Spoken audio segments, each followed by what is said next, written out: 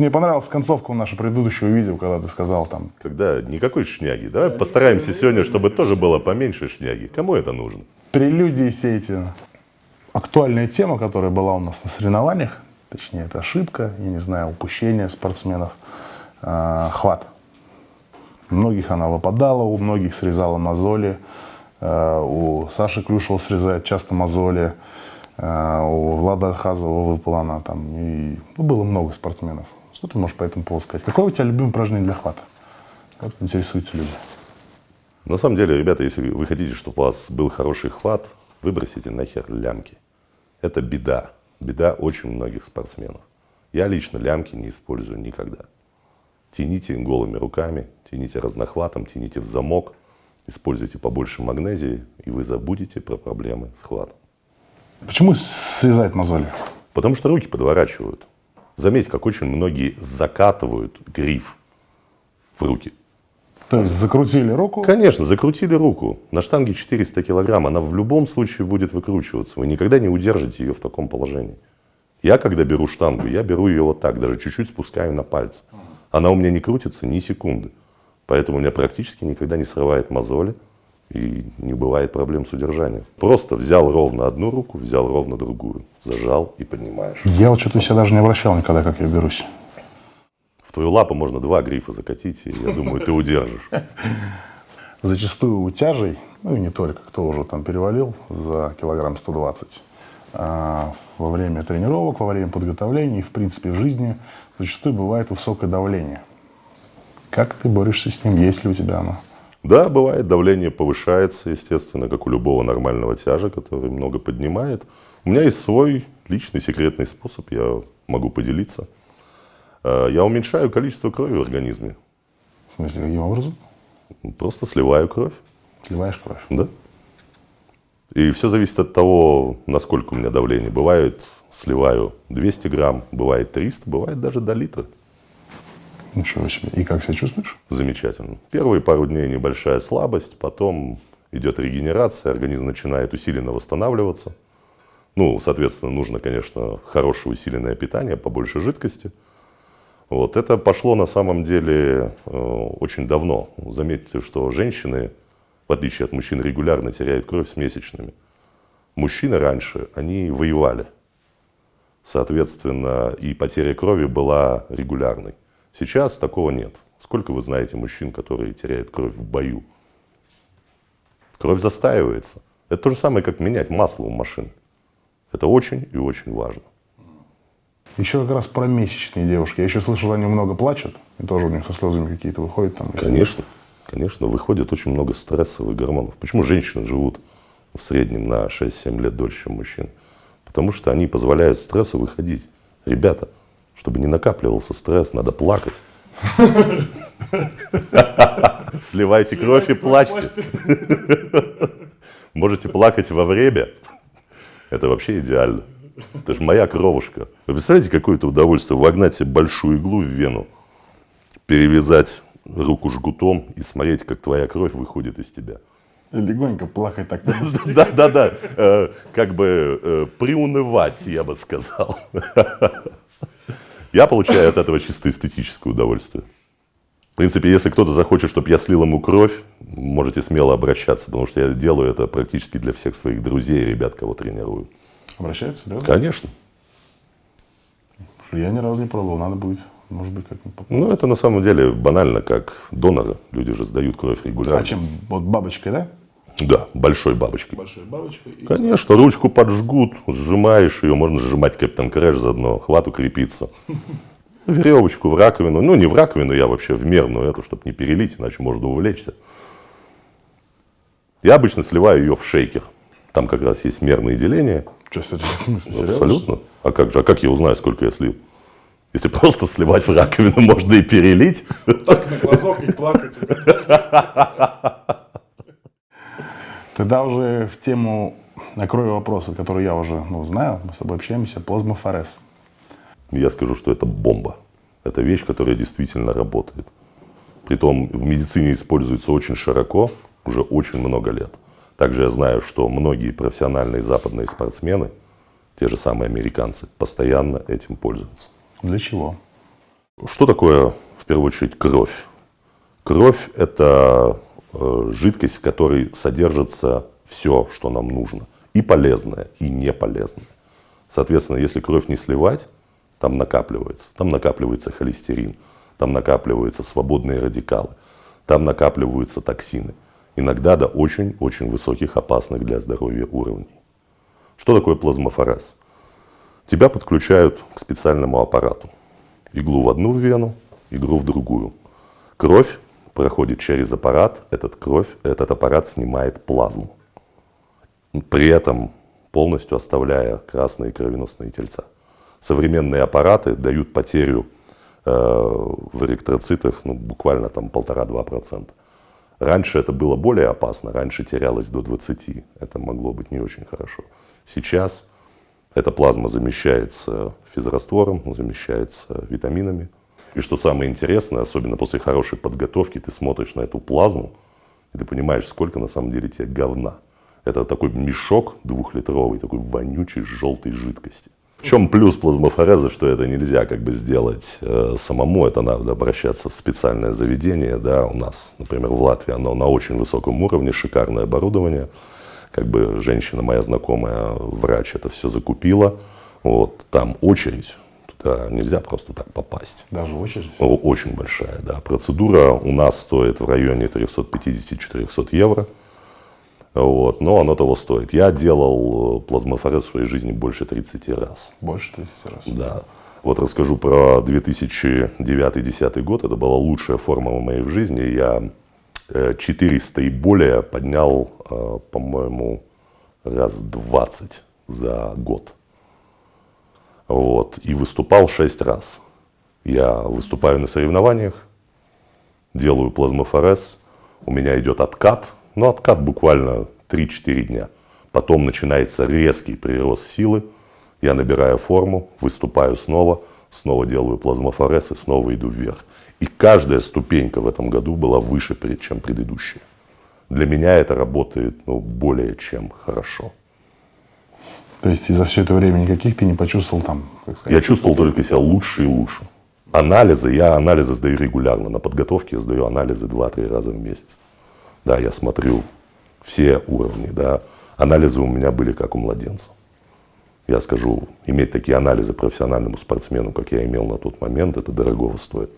И я уверен, что это во многом именно благодаря плазмафорезу. У нас просто, негативный образ вокруг плазмафореза. Да, люди просто не шарят. Это связано с печальной гибелью Владимира Турчинского у нас. Давайте посмотрим, сколько у нас людей гибнет от алкоголя и никотина, и все бухают и курят. Сколько людей умерло от плазмафореза, кроме Турчинского. Просто они не знают, в чем была суть на самом деле.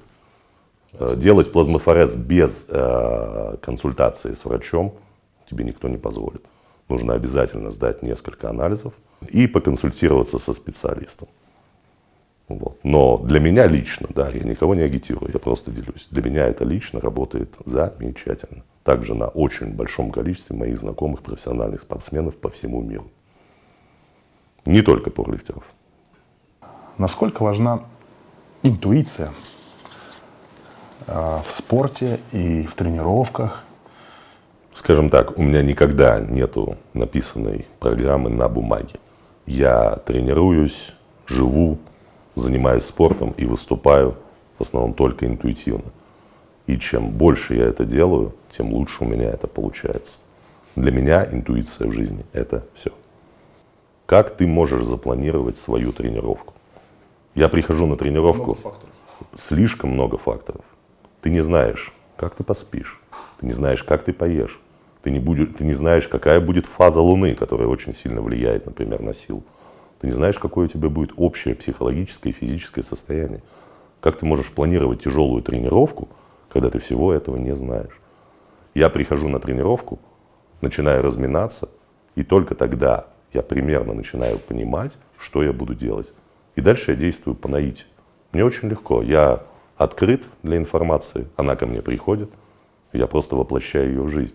Так тренируются все мои ребята. Все, кого я тренирую, тренируются только так. И все добиваются замечательных и шикарных результатов. Потому что мы ничего не загадываем, мы ничего не планируем. Если у нас есть сила, Мы пашем много и жестко. Если мы чувствуем, что сегодня не самый лучший день, мы делаем более легкую разгрузочную тренировку. Мы полностью перестали перетренировываться. Раньше, по молодости, я тоже делал такие ошибки, планировал, вот сегодня у меня будет тяжелый день. И очень часто я получал с неба. Вот. Поэтому очень много лет я перестал это делать и понял, что такое счастье. Ты сейчас кое-что сказал. Я вспомнил, что я читал по этому поводу про фазы Луны. И что многие, даже где-то я какие-то соревнования читал, что под фазу Луны даже... Я, кстати, хотел поговорить с тобой на эту тему, потому что это настолько работает, что ты не можешь себе представить. Луна обладает страшным магнетизмом. Луна влияет на приливы и отливы в океанах. Мы состоим на 70% из воды. Естественно, Луна влияет также и на нас.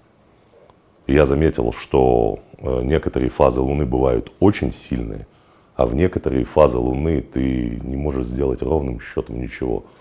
Кстати, потом поговорим поглубже с тобой на эту тему, что если действительно будет возможность провести соревнования именно в более сильный день, просто проведем статистику. А мы на статистику, надо посмотреть по датам, когда самые лучшие результаты у кого были. Это будет очень интересно. Кстати, да. Вот такой вопрос. У вас там СМИ, это, я не знаю, муссируется, там показывается в этих. Что ты думаешь по поводу того, что нас сейчас так везде сильно зажимают? С допингом, со всеми вот этими, до Мельдони до этого докопались, спортсменов. Ловчего, ни на чем практически. Ну, действительно, ни на чем, просто пацана. Из-за того, что он действительно сильный, из-за того, что он лучший. Как ты думаешь, ну что это такое? Я думаю, что это голимый политический заказ и накат на Россию в целом. Не только на спортсменов, а как на страну. Посмотрите, санкции, спортсмены, Мельдони, все что угодно. Ребята, я буду перед вами откровенным. Перед субботними соревнованиями, перед моими 400, я захуярил по вене 15 ампул Мельдони. И только поэтому я вытащил 400. Белкин, я уверен, захуярил 30. Вот, это, конечно, хорошо, но я действительно считаю, что если бы сейчас был Советский Союз, вот такая страна, которой уважал и боялся весь мир, ничего подобного бы не было. Просто не позволили. Я, как и большинство людей более старшего поколения, родился в Советском Союзе. Я горжусь и гордился страной, в которой я родился. Нас уважали, нас боялись. Да, у нас были какие-то недочеты, но это была страна, это была сила, это была империя. И у меня, думаю, как и очень многих россиян, очень большая ностальгия. По этому поводу я хотел бы рассказать, наверное, мое любимое стихотворение Владимира Маяковского. Называется оно стихотворение о советском паспорте. Хотите послушать? Давай. Стих. Я б волком выгрыз бюрократизм. К мандатам почтения нету. К любым чертям с матерями катись. Любая бумажка, но эту. По длинному фронту купе и кают чиновник учтивый движется. Сдают паспорта, и я сдаю свою пурпурную книжицу. К одним паспортам улыбка у рта, к другим отношение плевое. С почтением берут, например, паспорта с двуспальным английским левою. Глазами доброго дядю Выев, не переставая кланяться, берут, как будто берут чаевые, паспорт американца. На польский глядят, как в афишу коза. На польский выпяливают глаза в тупой полицейской сонливости. Откуда, мол, и что это за географические новости? И не повернув головы качан, и чувств никаких не изведав, берут, не моргнув, паспорта датчан и прочих разных шведов. Моргнул удивительно глаз носильщика. Хоть вещи снесет за даром вам. Жандарм вопросительно смотрит на сыщика. Сыщик на жандарма. С каким наслаждением жандармской кастой я был бы исхлестан и распят за то, что в руках у меня молоткастый, серпастый советский паспорт. Я б волком выгрыз бюрократизм. К мандатам почтения нету.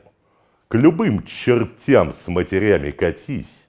Любая бумажка, но эту Я достаю из широких штанин дубликатом бесценного груза. Читайте, завидуйте. Я гражданин Советского Союза. Вот так вот. Откуда такая подача? Ты вот учился вот этому? Вот действительно, ты настолько читаешь. Я даже вот, мне нравится Безруков, когда он читает и Маяковского, и Есенина, но он млекнет перед тобой. Ну, я бы не сравнивал себя с Безруковым, на самом деле замечательный актер.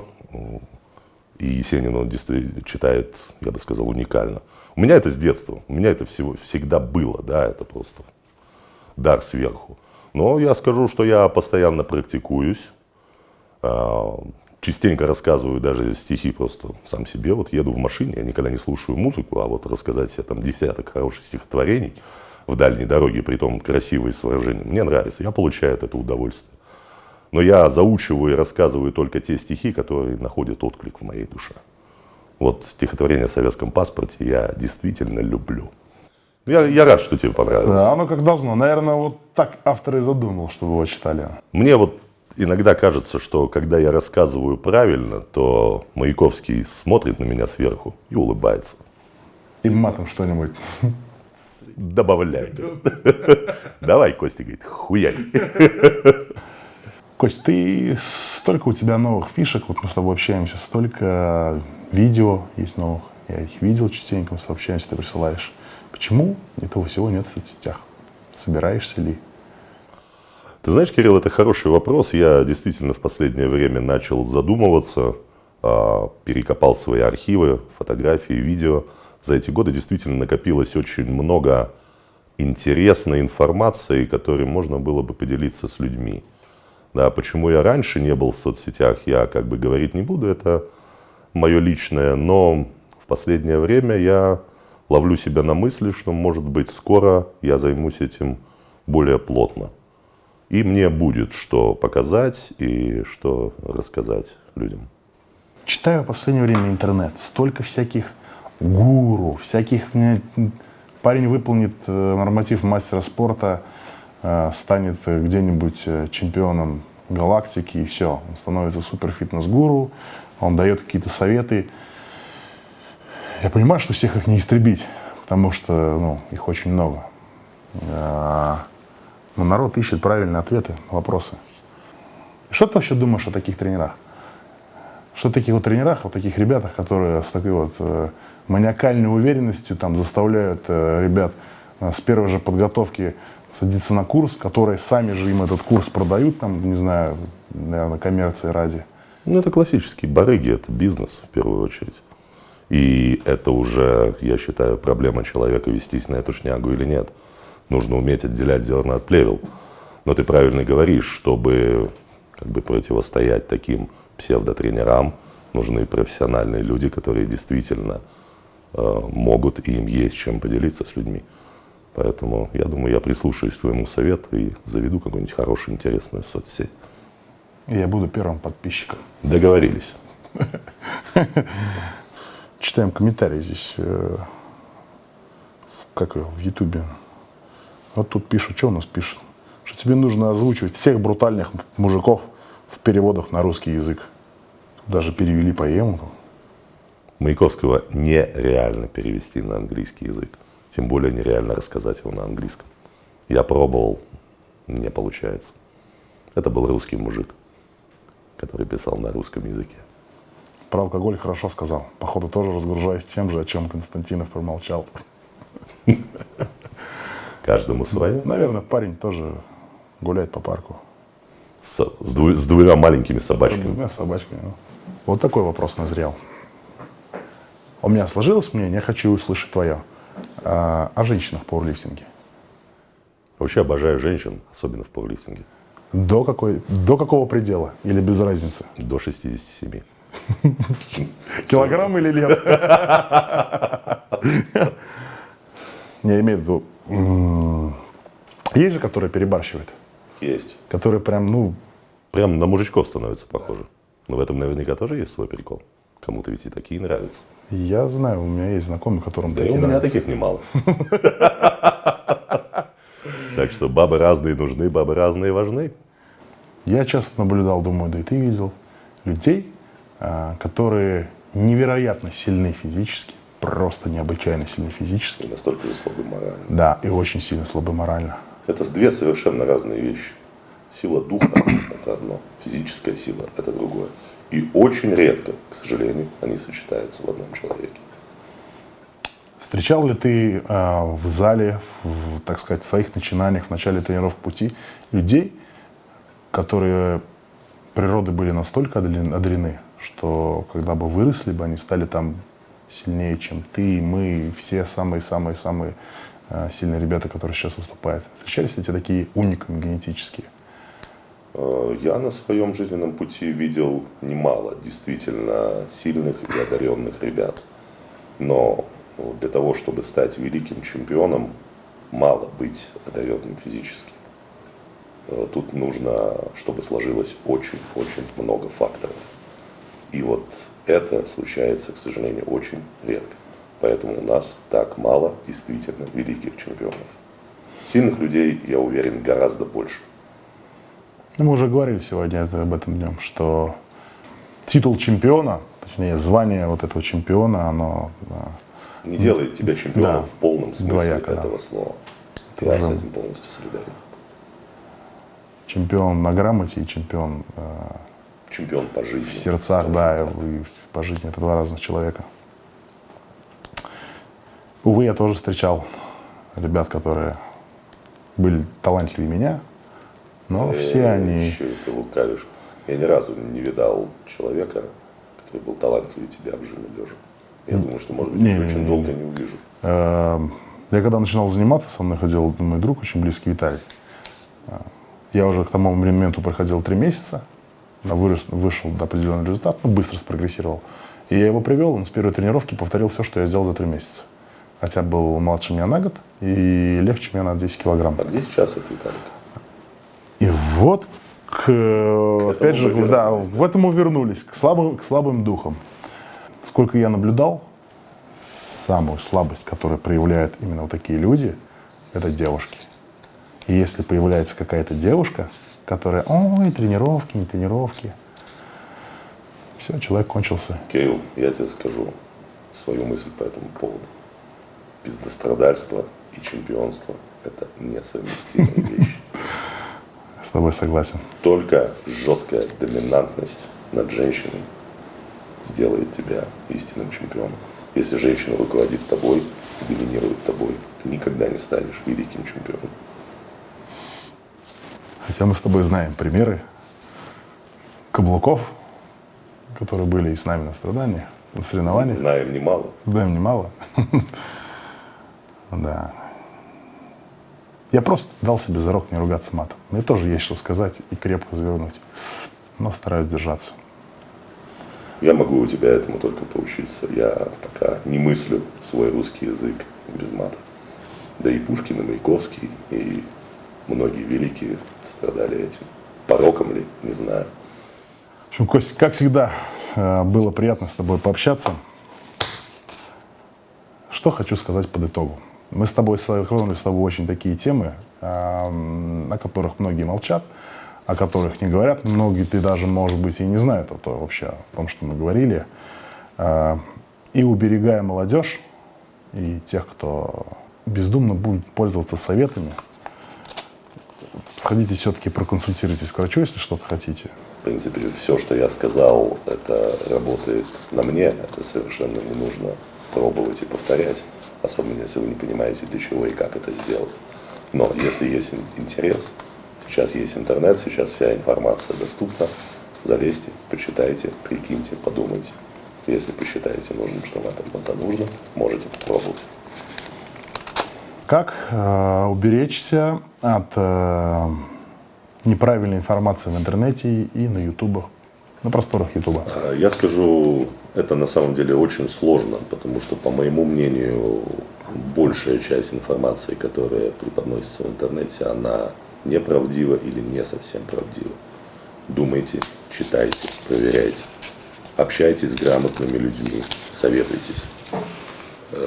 Это не гарантирует, что это вас бережет, но во всяком случае подстрахует. Кирилл, я хочу тебе сказать очередное большое спасибо, что согласился взять у меня интервью, побеседовать со мной. Мне было приятно поделиться чем-то новым. Я очень надеюсь, что в этот раз, опять же, не будет банальщины и шняги, что людям будет интересно, что людям будет познавательно. Большое тебе спасибо. Никакой шняги. Только так. Всем пока.